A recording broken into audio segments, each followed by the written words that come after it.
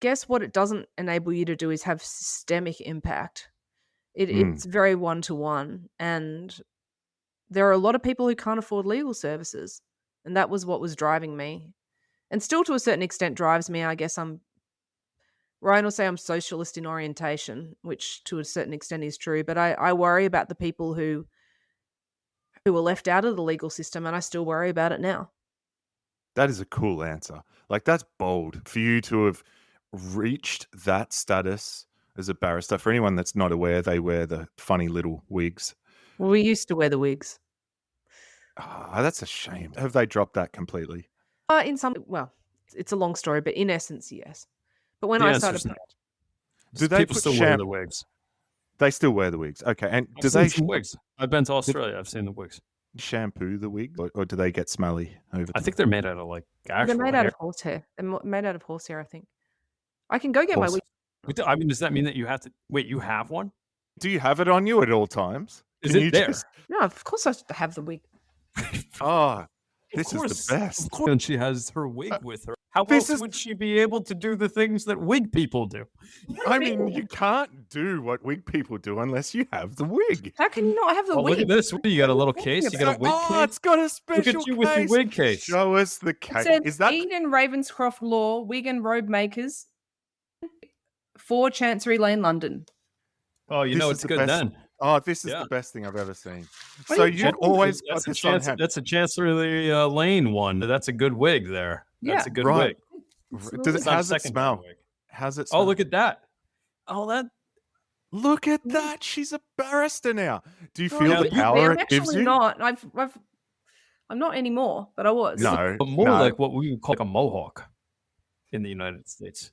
Look, it's really special. I thought that this was going to be lush. You know, like something from like Slayer, you know, like like an AC/DC type, or like a Kiss. Do you want to have a serious thing. conversation about this, or do you just want to talk about AC/DC? No, I'm not ready for a serious conversation yet. Okay. I just have to get some things off my chest. Okay, so is it a bit like a mullet?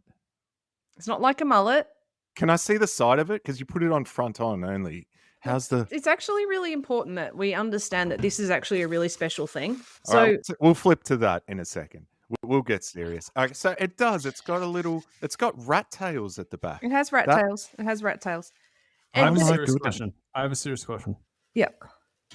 Do you have to put like curlers in it, like my mom did, like in the early 90s, to make it curl like that, or is that Laura natural? is hating this.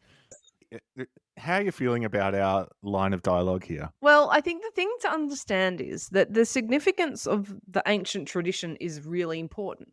It doesn't mean that let me take a step back.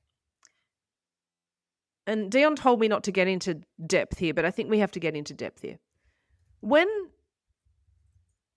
the government doesn't do what the government's meant to do, which arguably they're not doing in the United States at the moment, who is there else other than the judiciary and the bar to stand up to them? What did you say about the US?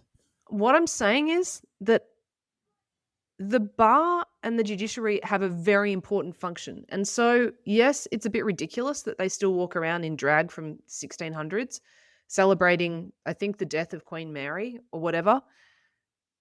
But what it signifies, although I've been publicly known to say, I think that it makes the bar look out of touch for ordinary people, right? But what it signifies is the reliance on those ancient traditions and precedents that we've just been talking about and how important they are.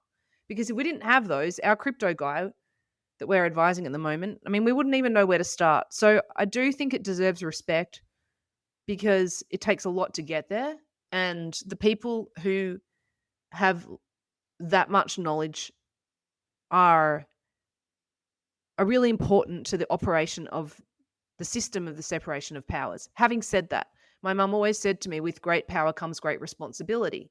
And I believe that. So trust the legal system and the lawyers to do their role and do it well. But it is important that they acknowledge the fact that there are a lot of people who don't have access. And so that's the dichotomy I'm trying to draw out here. It's not about making fun of the bar. It's about saying the bar does an amazing job, but there are a lot of people who are left out. That's what a mediation was about. How can we fill that gap in so that it's not just there for the people who are really poor and desperate and about to be incarcerated and companies. Because there's a lot of other people out there who need legal services. That's my rant over. Okay, I think it was a valid rant. I like the respect that you give it, and it does seem a little antiquated to me, but I certainly don't have the experience that you have. I want to know, has anyone ever appeared in court with the exact same haircut